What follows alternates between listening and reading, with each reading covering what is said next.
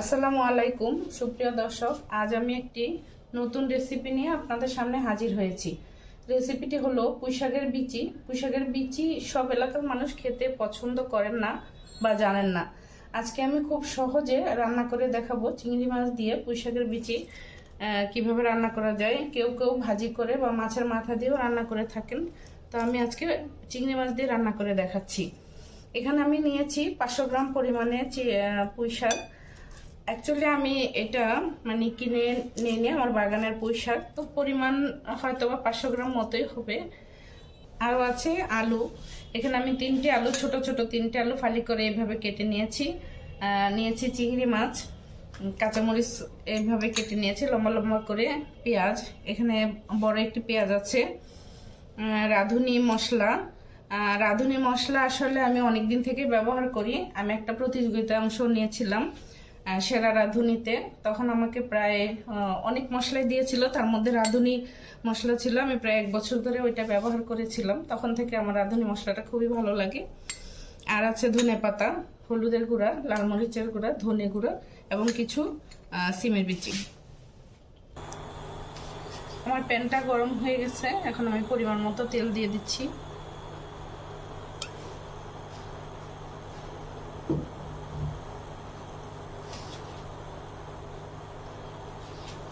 দিয়ে দিচ্ছি পেঁয়াজ কুচিগুলো।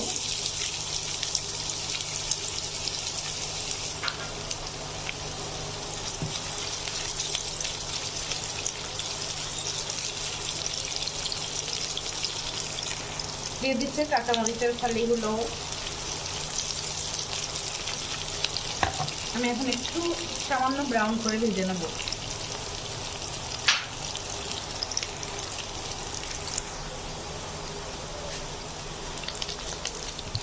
আমার পেঁয়াজটা প্রায় ব্রাউন কালার হয়ে এসেছে, এখন আমি দিয়ে দেবো চিংড়ি মাছগুলো।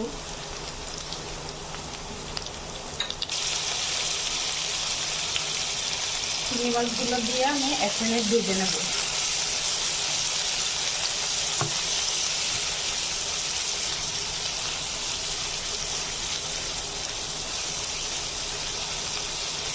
আমার 1 মিনিট ভাজা হয়ে গেছে, এখন আমি অন্যান্য মশলাগুলো দিয়ে দিচ্ছি। 1 চামচ লাল মরিচের গুঁড়া, দিয়ে দিচ্ছি 1/2 চা চামচ হলুদের গুঁড়া, দিয়ে দিচ্ছি 1 চা চামচ রাঁধুনি মশলা, আর দিয়ে দিচ্ছি 1 চা চামচ ধনিয়া গুঁড়া।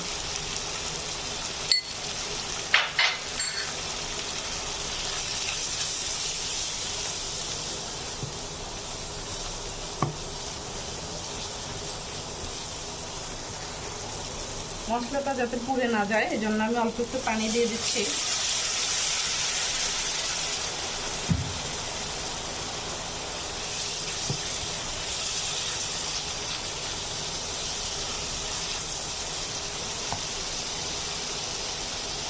এবার আমি দিয়ে দিচ্ছি আলুগুলো।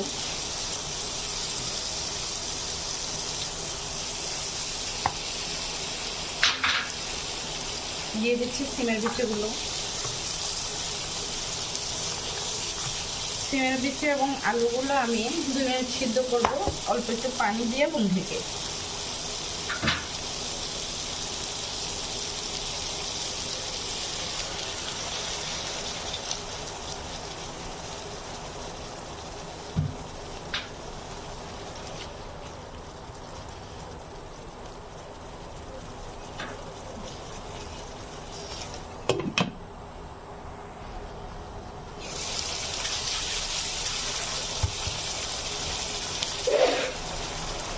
দিয়ে দিচ্ছি পুঁইশাকের বিচিগুলো।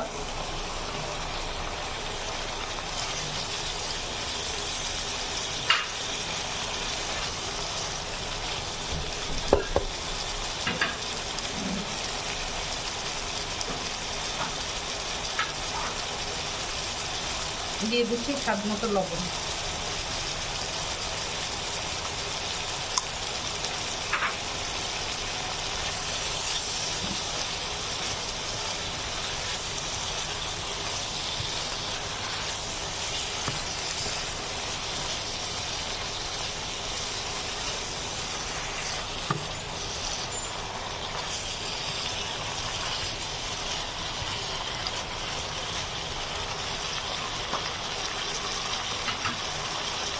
একটু লো হিটে কিছুক্ষণ ঢেকে রাখবো।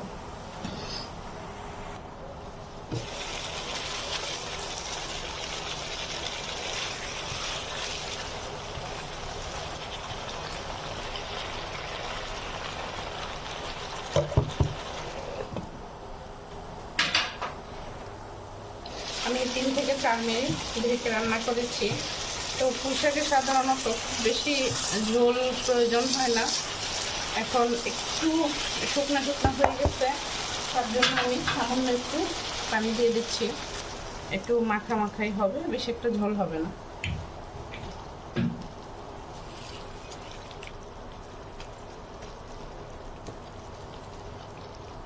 আমি আবারও ঢেকে 3 মিনিট রান্না করব।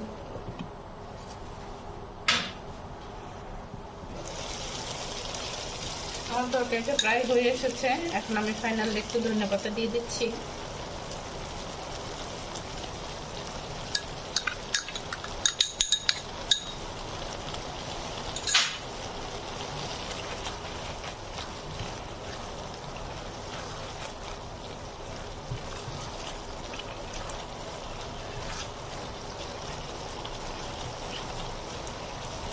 ভিউয়ার্স, আমার তরকারিটা হয়ে গেছে। এখন আমি চুলাটা অফ করে দিচ্ছি।